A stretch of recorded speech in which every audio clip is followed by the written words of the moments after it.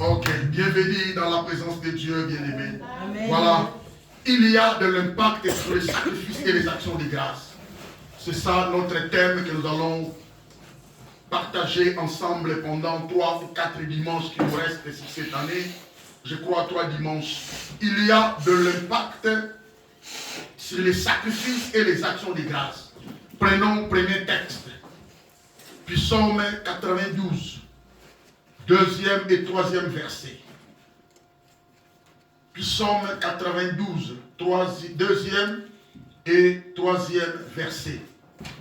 Il est beau de louer l'Éternel et de célébrer ton nom, ô très haut, d'annoncer le matin ta bonté et ta fidélité pendant les nuits, sur l'instrument à 10 cordes et sur le luth au son de la trompette. Prenons un second texte, Psaume chapitre 105, à partir du 1er verset au 4e verset. Psaume chapitre 105 à partir du 1er au 4e verset.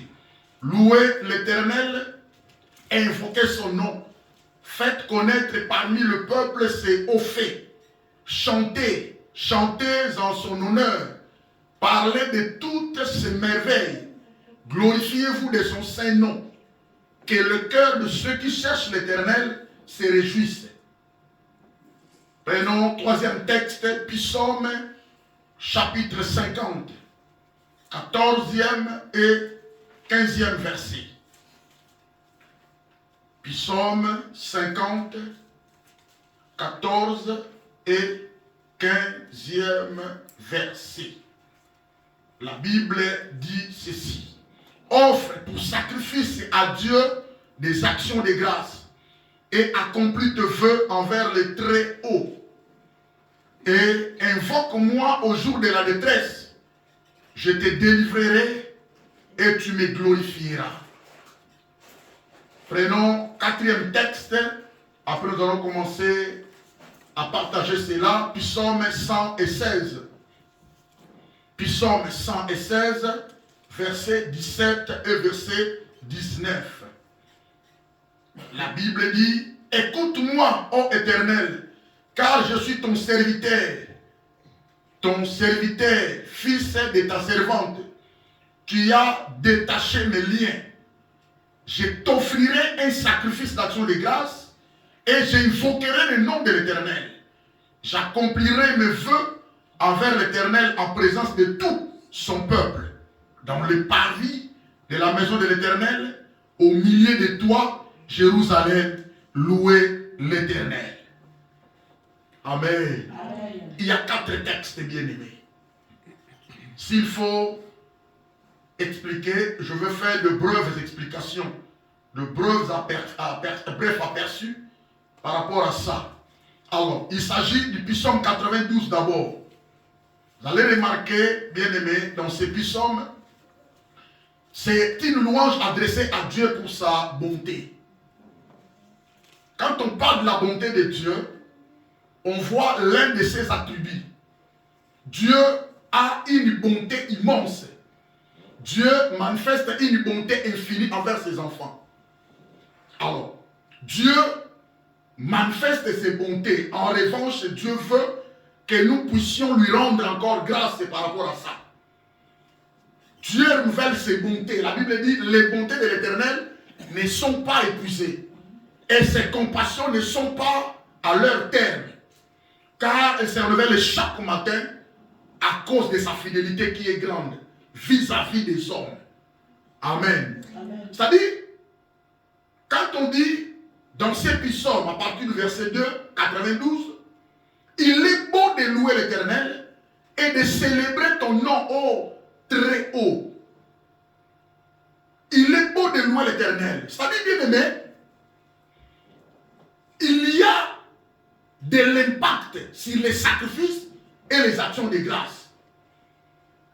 La louange et les actions de grâce constituent des éléments de base de la vie du croyant. Écoutez bien, la louange et les actions de grâce constituent des éléments de base dans la vie d'un enfant de Dieu. Donc vous allez remarquer qu'il y a des choses qui s'impliquent à ce qui concerne la louange, l'adoration et les actions de grâce. Si l'église, une église qui n'est pas bien bâtie, va négliger ces choses. Une église qui n'est pas bien instruite, c'est-à-dire bien instruite et bien affermie, les enfants ne sont pas enfermés, il faut négliger ces choses.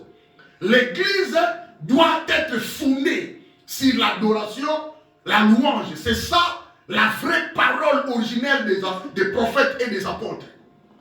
Amen. Nous devons faire l'effort de bien organiser les actions de grâce à Dieu, les louanges et les adorations. Cela constitue des éléments, des bases de la vie du croyant. C'est très important. Nous devons remercier le Seigneur matin et soir. C'est ça, bien-aimé. À cause de ces bienfaits, c'est pourquoi nous adressons nos louanges. Nous devons, bien-aimés, remercier le Seigneur matin et soir pour les saluts offerts par son Fils. Nous sommes des enfants de Dieu, c'est pourquoi nous sommes des bénéficiaires du salut. Nous sommes des bénéficiaires de sa protection. Nous sommes des bénéficiaires, bien-aimés, de toute sa providence. Je vous avais dit, dans la providence de Dieu, il y a trois aspects. Dieu, par sa providence, nous préserve. Dieu, par sa providence, nous pourvoit pour nous. Et Dieu, dans sa providence, contrôle nos vies. C'est-à-dire qu'il gouverne. C'est-à-dire qu'il dirige nos vies. Quelqu'un me comprend? Amen. Donc nous sommes censés lui dire grand merci à raison de tout ce qu'il fait. Regardez, bien-aimés, toute l'année depuis le 1er janvier jusqu'à aujourd'hui. Il y a des gens qui ont été siccomés. Il y a des gens qui sont malades, hospitalisés, bien-aimés. Pas de blagues. Allez-y à l'hôpital. Allez-y, allez voir. Vous allez remarquer, bien-aimés, il faut glorifier Dieu. Allez en prison, il y a des gens qui sont en prison sans dossier. Ils ne savent même pas ce qu'il a fait. Quand tu lui dis, mais toi tu es ici en prison, qu'est-ce que tu as fait? Mais je ne sais pas, on ne m'appelle pas, on me dit rien, mais il a été jeté en prison. Il y a des cas difficiles, bien aimés, que les hommes subissent, bien aimés, sans comprendre que sans Dieu, bien aimé, il est impossible de vivre. Amen. Amen. Nous devons remercier Dieu pour son amour et sa grâce, ainsi que pour sa direction et sa solitude constante dans nos vies. Nous devions exprimer notre reconnaissance pour la parole de Dieu. Bien-aimé, tu dois être reconnaissant parce que tu as la parole. Même si tu n'as pas vraiment des capacités intellectuelles concernant la parole de Dieu, mais du moins tu as la révélation de Dieu. Tu as la révélation. Jésus est Dieu. Tu l'acceptes, tu le crois. Alléluia. Amen. Tu as été sauvé, tu as été racheté. À cause de ça, bien-aimé, tu dois de temps à autre retourner vers ce Dieu-là et lui dire un grand merci. Amen. Alléluia. Amen. Nous devions exprimer notre reconnaissance pour la parole de Dieu et pour les dons spirituels. Les croyants qui vivent sous la nouvelle alliance doivent rendre grâce au nom du Seigneur Jésus-Christ. Et c'est là chaque jour, bien-aimé. Amen. Amen. Alléluia. Amen. Psaume chapitre 105. À partir du premier verset jusqu'au 4e verset. C'est déjà lu. Alors, ces psaumes parlent des souvenirs de Dieu. Dieu se souvient de son alliance qu'il a conclue avec nous. Louer l'Éternel, invoquer son nom. Quand on dit louer l'Éternel, ces psaumes bien-aimés invitent les Israélites à adorer, à louer et à obéir et à rechercher l'Éternel. Il y a 4 éléments dans ces psaumes qui nous invitent à faire. Nous devons adorer Dieu, nous devons louer Dieu, nous devons obéir à ce Dieu et nous devons rechercher sa face. Alléluia. Vous savez pourquoi? Il y a une seule raison. Il est celui qui dirige les cours de l'histoire des hommes. Quelqu'un me comprend? Il est celui qui détient ton parcours entre sa main. Ce ne sont que des ignorants et des méchants qui ne savent pas comprendre que ce que j'ai, c'est Dieu qui me l'a accordé. Alléluia. Amen. Ne soyez pas ignorants au nom de Jésus. Amen. Alors, maintenant, psaume 50. Excusez-moi. Psaume 50 parle de sacrifice maintenant. Vous avez remarqué, psaume 92 et psaume 105 parlent des actions de grâce. Je vais expliquer cela. Mais quand au psaume maintenant 50 Ça parle maintenant des sacrifices. Inclut maintenant les sacrifices. Les actions de grâce, mais inclut les sacrifices d'abord. Offre à l'Éternel. Offre pour sacrifice à Dieu des actions de grâce. Sacrifice à Dieu des actions de grâce. Et accomplis de vœux envers le Très-Haut. C'est par ici que nous allons comprendre la nature et les caractéristiques des sacrifices et des actions de grâce. C'est par ici que nous allons comprendre ce qui est l'impact des sacrifices et des actions de grâce. Quelqu'un me comprend? Offre pour Dieu des sacrifices et des actions de grâce. Maintenant, verset 15, et invoque-moi au jour de la détresse. Comme tu as déjà offert des sacrifices et des actions de grâce, moi je viendrai à ton secours pour te délivrer. Quelqu'un comprend l'impact? Ok, c'est ça l'impact. Même au psaume 116, vous allez remarquer, quelqu'un offre et après il invoque Dieu et Dieu intervient. Donc voilà. Étudions la nature bien-aimée ou les caractéristiques des actions de grâce. C'est ça vraiment le message. Notre objectif bien-aimé est de comprendre premièrement l'essence des actions de grâce et des sacrifices. Et deuxièmement, l'impact des sacrifices et des actions de grâce. Qu'est-ce que signifie action de grâce d'abord, avant de monter? Cette action de grâce, c'est quoi? C'est simple, bien-aimé. C'est l'acte ou la prière de reconnaissance. Quand je dis on viendra, c'est moi, dernier mois de l'année, on viendra rendre à Dieu des actions de grâce. C'est-à-dire nous devons venir prier. Nous devons arriver, bien-aimé, au point d'adorer Dieu dans une dimension profonde. En raison de ce qu'il a fait pour nous depuis le 1er janvier. Nous sommes arrivés à la fin de l'année, à la fin, bien-aimé. Nous devons manifester ça. Action de grâce, c'est l'acte ou la prière de reconnaissance à Dieu pour tous ses bienfaits. Je dis bien pour tous ses bienfaits. L'action de grâce, c'est un acte de gratitude et de remerciement. C'est un témoignage de reconnaissance à Dieu. Action de grâce, c'est un acte de gratitude. C'est un acte de remerciement. C'est un acte de témoignage. Nous devons témoigner. Nous devons parler, témoigner de ce que Dieu a fait. Alléluia. C'est ça, rendre grâce à Dieu. Une église bien bâtie, construite et bien aimée, les gens témoignent Dieu de ce qu'il a fait. Le témoignage est là pour édifier les autres. La Bible dit par son puissant témoignage de ce qu'il a réalisé par sa puissance, les gens allaient à l'église à cause de ça. Les gens n'ont pas été prêchés, mais à cause de ce qu'ils ont vu, c'est ça le témoignage palpable. Ils sont allés à l'église. Alléluia. Amen.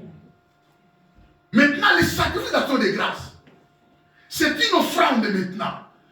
Je vous ai dit, action de grâce, c'est la prière ou l'acte ou la prière de reconnaissance, de remerciement. C'est un témoignage. C'est-à-dire que tu dois témoigner Dieu en présence de l'ensemble. Tu pries, tu témoignes Dieu de ce qu'il a fait. C'est-à-dire que tu lui rends grâce de ce qu'il a réalisé dans ta vie. Sacrifice maintenant d'action de grâce, c'est une offrande destinée à Dieu en raison de ses bienfaits en 3 temps.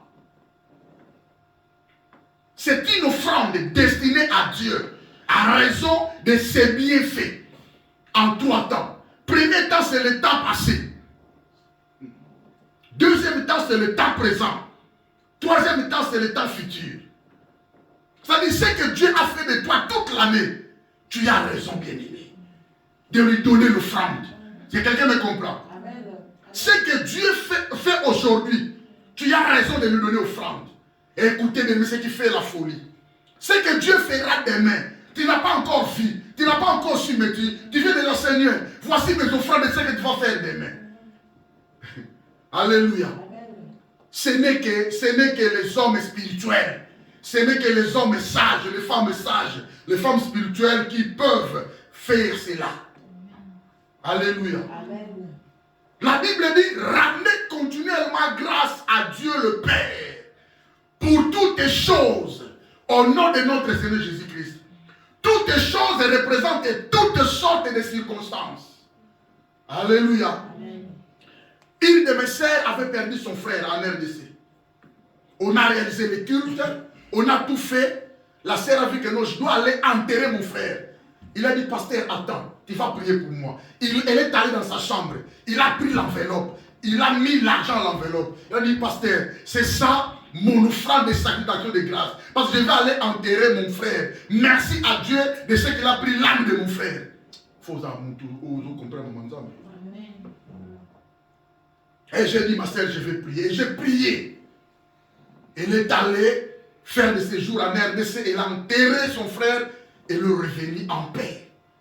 Pendant que nous sommes restés, il y avait des révélations. Dieu nous révélait des choses mauvaises, des complots, des pièges tendus contre la sœur. Mais comme il avait donné son offrande, Dieu derrière les offrandes, des sacrifications de grâce. Amen. Amen. Amen. C'est très important, mes amis. Nous devons témoigner cela. Nous devons donner à Dieu des sacrifices d'action de grâce, bien aimés. C'est une offrande destinée à Dieu en raison de ses bienfaits en 3 temps. C'est-à-dire, tu as réussi au passé, donne. Tu vas réussir aujourd'hui, donne. Ce que tes enfants seront demain, tu dois dédier déjà tes enfants à Dieu et tu donnes à Dieu son offrande. Amen. Quelqu'un me comprend? C'est très important. Nous devons être spirituels, nous devons être sages, nous devons être humbles. C'est très important. Ce sont que des femmes humbles, des hommes humbles qui peuvent faire ça. Il y a des orgueilleux bien-aimés, il y a des gens très méchants.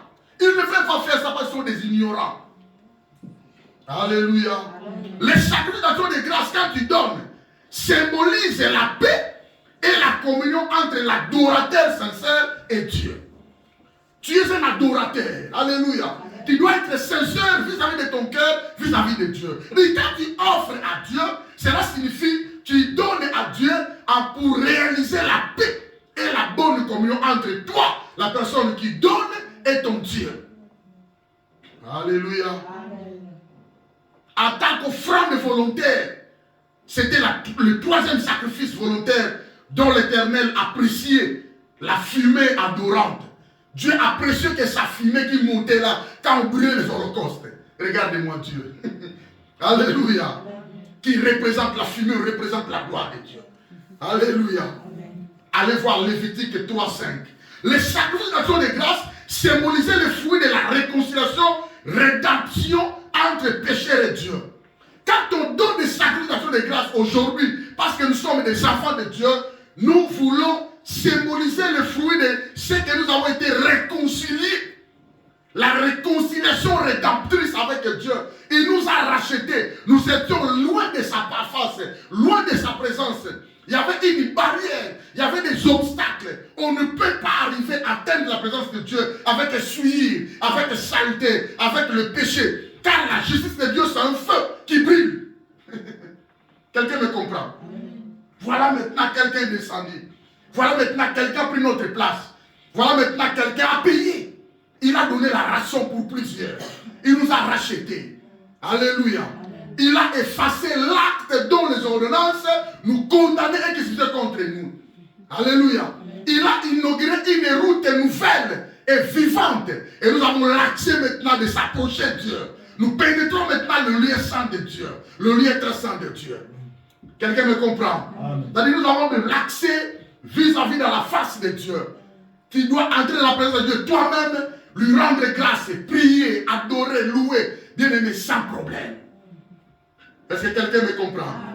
C'est pourquoi nous lui rendons, bien aimé, des sacrifices d'action de grâce. Cela démontre Christ dans les sacrifices lévitiques. Quand on offre à Dieu aujourd'hui, il y a 3 éléments. Premier élément, c'est le sacrifice. Quand on donne, symbolise l'œuvre de Christ. Quand tu donnes les offrandes, toi tu symbolises l'œuvre de Christ qui démontre la réconciliation et la communion que tu as avec ton Dieu. Et 3e élément, dans le sacrifice de Christ, dans le sacrifice lévitique, cela démontre sa personnalité. La personne de Christ qui nous donne la paix dans sa relation avec Dieu. Nous avons la paix avec Dieu. Il y a beaucoup de gens qui n'ont pas la paix avec eux-mêmes. Ils n'ont jamais eu la paix avec leur prochain. et avec Dieu maintenant, ça ne marche pas. La personne qui n'a pas la paix en lui-même, il n'a pas la paix avec ses prochains, cette personne-là aura la paix avec Dieu, impossible. Alléluia. Nous avons la paix avec Dieu parce qu'il y avait la réconciliation, parce qu'il y avait la substitution, parce que nous avons été justifiés, parce qu'il y avait le transfert des comptes. Alléluia. Le Seigneur a pris son compte de justice, il a mis dans notre compte.